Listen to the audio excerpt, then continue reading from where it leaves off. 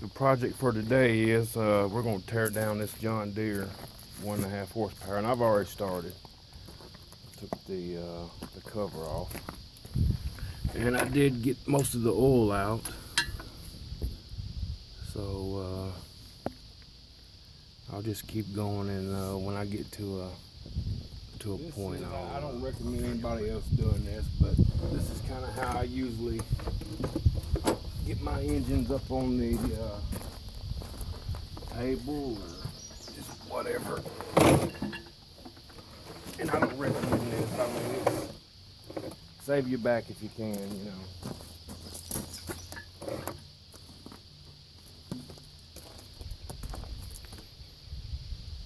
So I kind of was thinking I would just leave the camera on for once and take everything apart.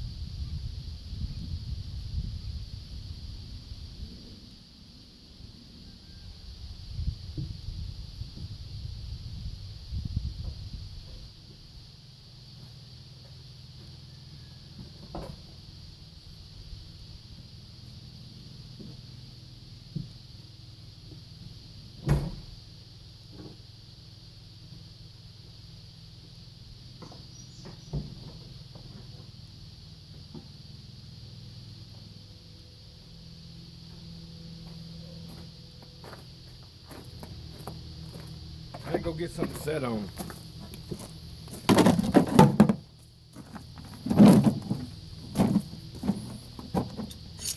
And some tools.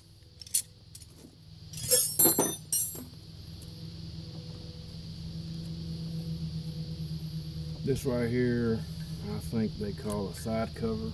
I do got a little bowl over here with some kerosene in it to throw all these bolts and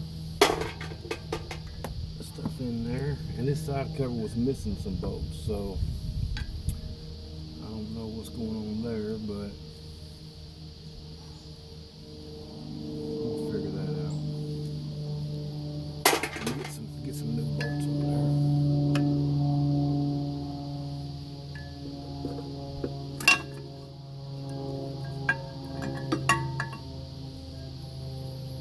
Gasket, and they did use it actually looks similar to gasola, but maybe it's some type of sealant like that. Has a good tag, numbers 284790, and you can see somebody painted that yellow at one time. We'll fix all that. And this push rod, the spring, I mean, it's working. I'm guessing it's got some plate right here. Y'all see that? See that gap? You have to put something in there or that spring gets captured in that gap. And it won't let this be free, and it will cause you troubles. So just guys, if you're working on one of these, just take note about that, because it definitely will. And you see how much the gap is. I mean, it's a lot. 2 washers worth. But we'll fix that also.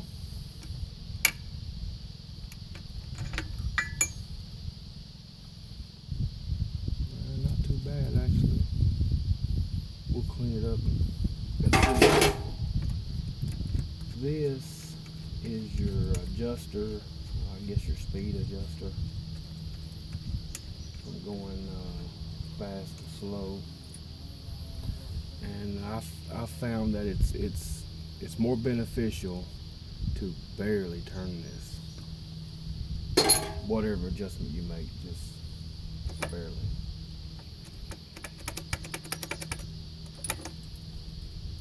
This isn't right, and we'll definitely change this. None of these old engines, no matter what brand it was, did not have a Phillips head screw on it. So we'll definitely set that right and put that over into some different bin of screws. Good choke plate, good spring. We won't have to mess with them.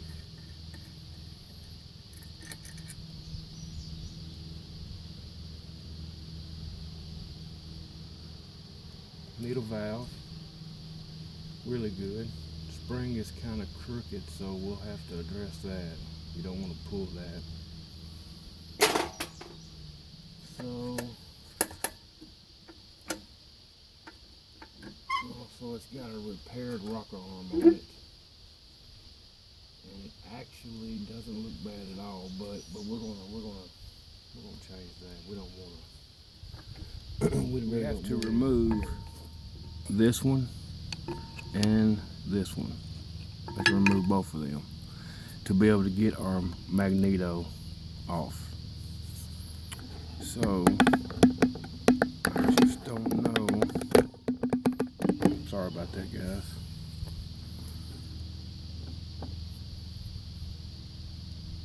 If I can do it with the camera this close. No, I'm not going to try it. That's what we're getting off, though. All you have to do is take this one and that gets your Magneto off. Now remember, one of these is longer than the other, and if you switch them up and put this one over here, it will tear these threads up quickly too. You'll just pull them right out because the bolt starts bottoming out in this pot metal housing, and when that happens, it just don't have anywhere else to go but to pull, and it just moves itself and just eats the threads up. So make sure you put them and get the right size bolts for that. Maybe that'll help somebody not tear their Magneto up, because I've learned that from experience, and it's not fun. So I'm gonna move the camera back where it was and get on.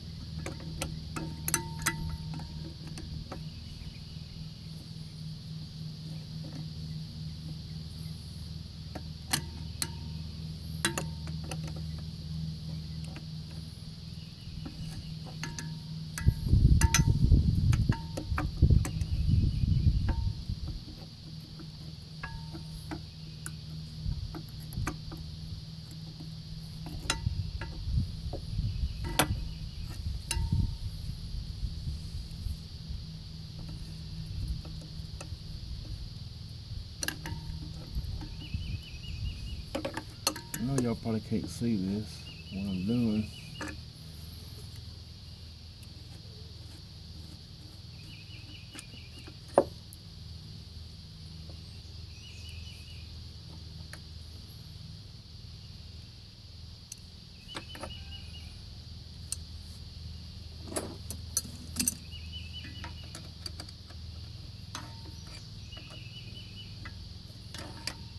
And once you get these loose, they most of the time come out pretty easy by turning them, if you can get your finger up in there.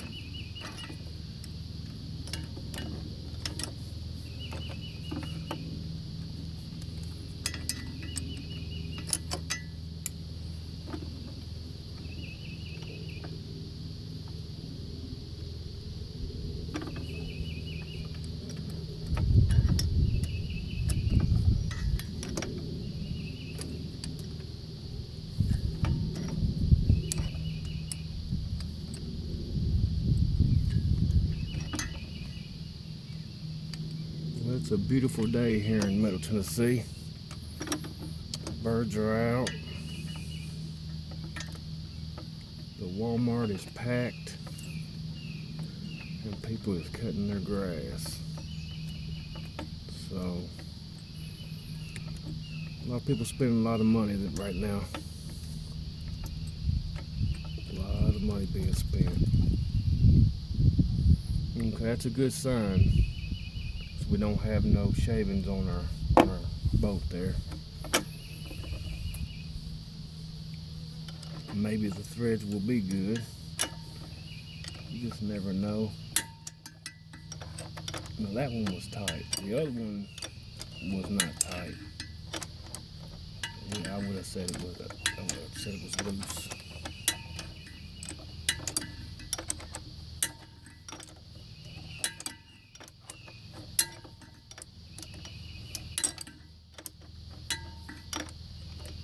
I hope there's somebody out there that gets some benefit out of this video. That's working on their engine, and it's going to take theirs apart.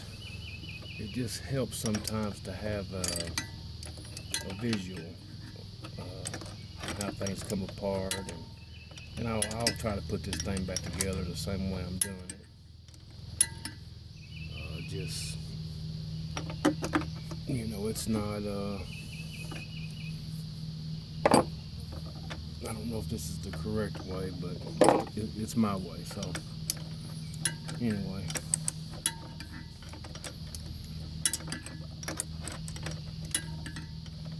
I'm going to try to do a video a little bit more, especially since I'm home most days. I just get caught up and don't turn the camera on, so I'm gonna try to get better at that. And you may just get some daily life stuff, you know, just, I don't know, everything can't be about an old engine, so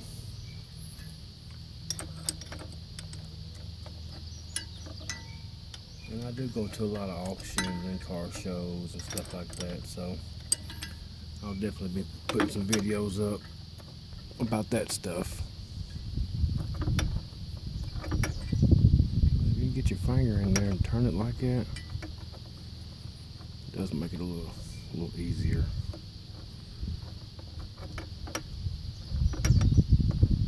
I see neither one of these, well, I say neither one.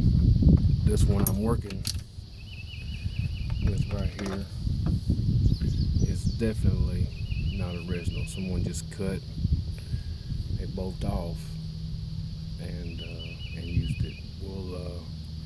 We'll try to source the right one for that.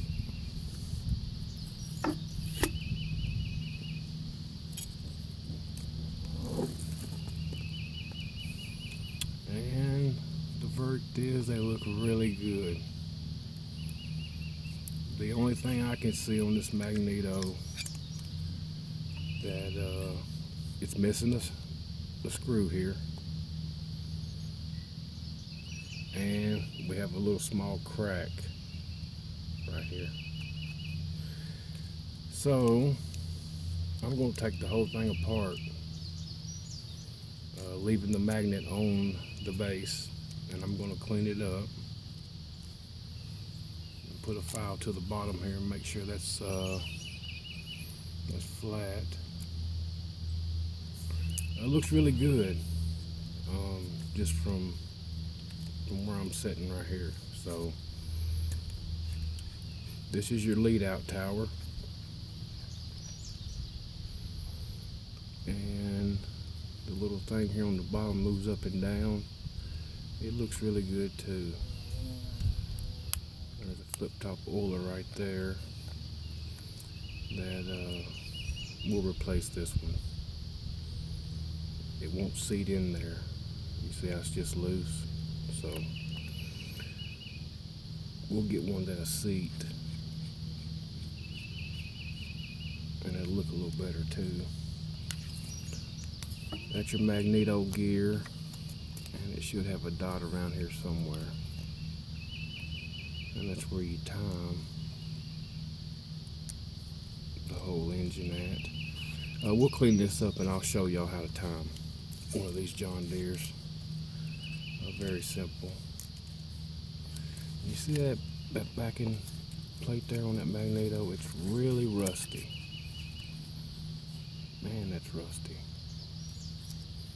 It's almost to the point of, I'll have to put a different one of them on there too. So I guess I'll carry on. What I'm doing now is, this is your latch out mechanism, which when the engine gets up to a certain RPMs, the governor engages, and this thing here latches the push rod where it will not fire until it gets down to a certain RPMs, and then it fires again. I think this will be really easy, really straightforward. Just a clean up, kind of make sure the bushings and everything, the bearings, I'll size them and maybe take a shim out, because I did see one of them is a little loose. So I may even scrape the bearings. It just depends on how they look.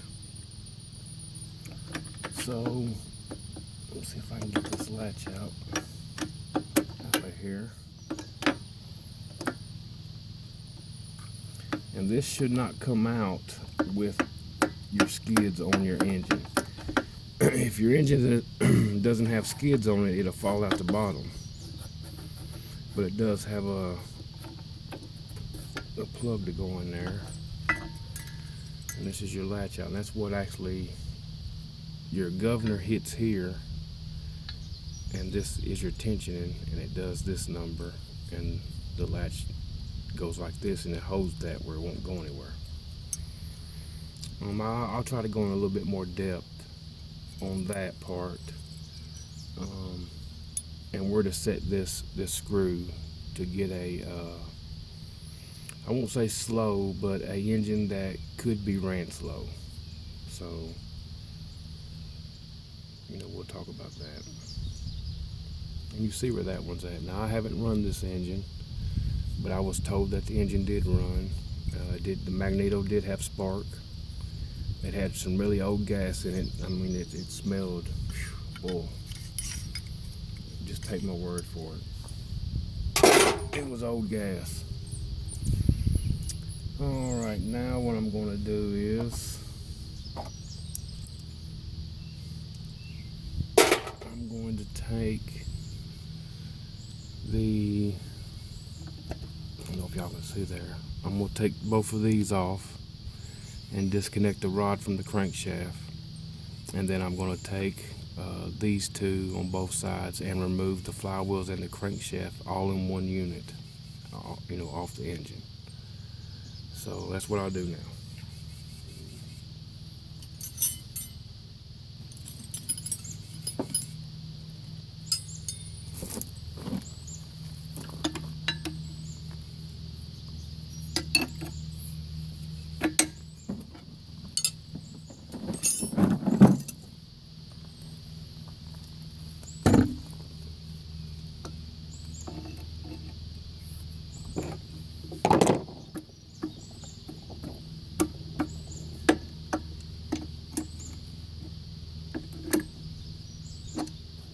see how tight that was. Not very tight.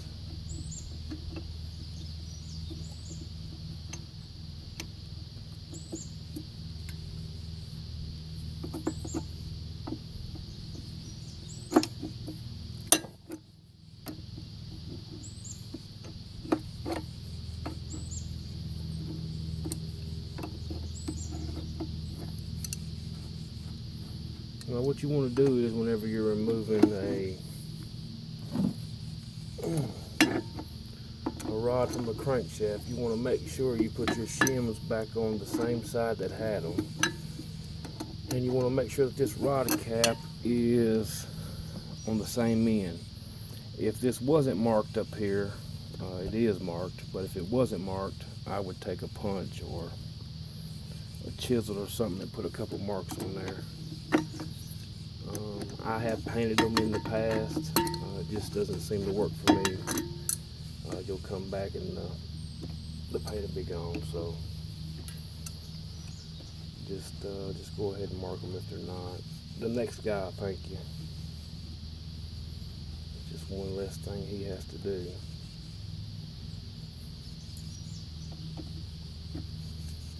And you can break these rod cap bolts. If you tighten these bolts back here down too tight, you know, trying to tighten up the fit, you will break them. So just take it back apart again and take a shim out, because it's just better to do it right. I don't even try to get them really tight. I mean, they are tight, don't get me wrong, but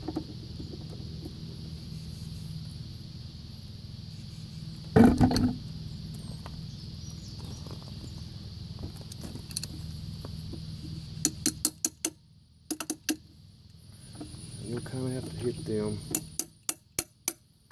a little bit to get them moved. It seems like every one of them that I've took apart are really tight until you hit on it once. And it looks pretty good. And all I do is I'll roll the piston in. Oh, it's got a lot of compression. Even going backwards.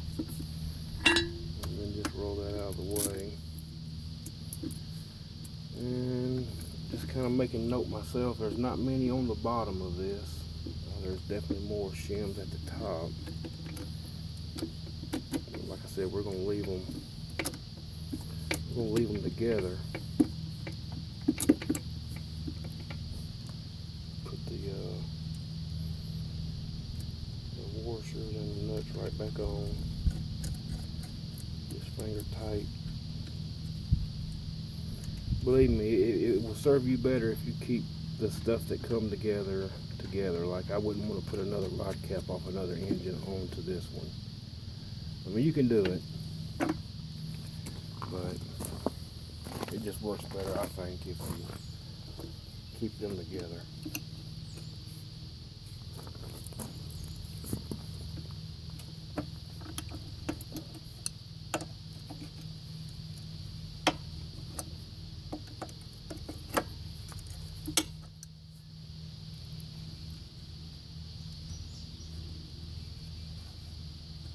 I have found that when you're putting these engines back together, make sure you put some sealant on these bolts, because oil will find its way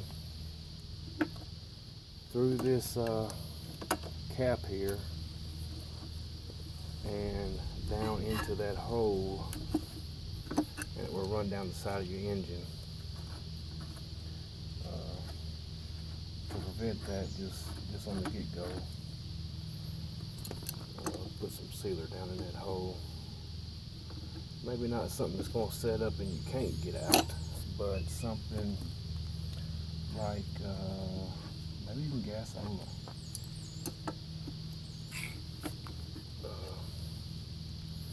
Well, that's what I use.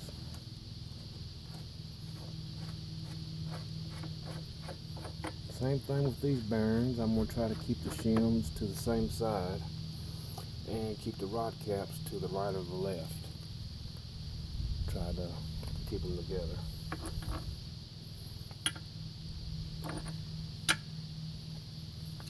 It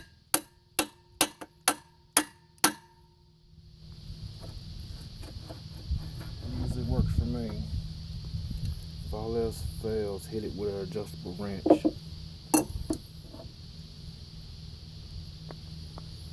Okay, so that went in there like that.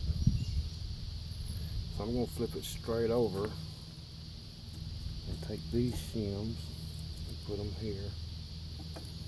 Take these shims and put them here. And there's our bearing. Looks pretty good too.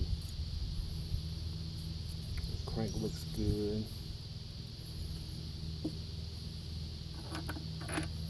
A lot of times, most of this stuff either got oiled really good or didn't get oiled at all. So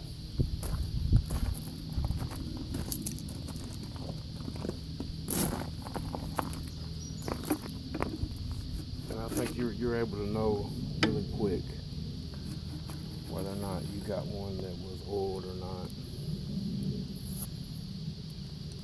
Okay, that one came out like that, so just gonna flip it over, grab them shims.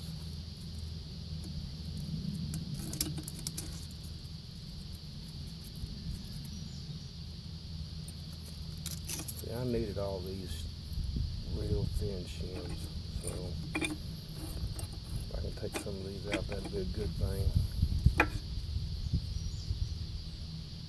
Bearing looks good.